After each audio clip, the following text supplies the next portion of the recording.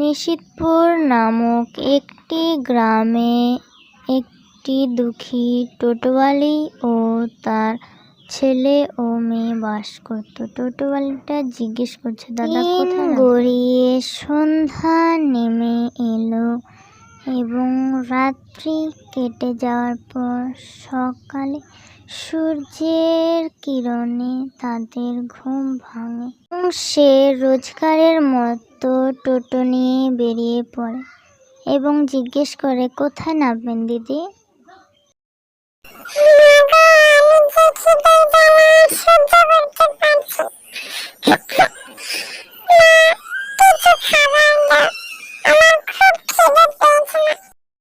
একটু সহ্য করো বাবা, তোমাদেরকে খেতে দিতে পারছি না, আমার তো কষ্ট হচ্ছে। বলো মা, বাবা, তুমি একটু সহ্য করো, ঠিক আছে? আমি টোটোটা নিয়ে যাই, তারপর তোমাদের জন্য খাবার নিয়ে চলে আসতেছি। রোজগারের মতো আজও বেরিয়ে পড়ল সে।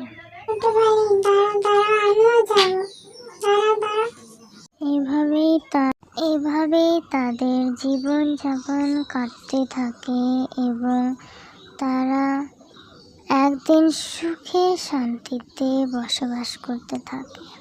জন্য সৎ পথে চললে কখনোই কিছু খারাপ হয় না, অথচ ভালোই হয়। খোকা ও খুকির মা তাদেরকে বলল, সৎ পথে চলবা সব সময়।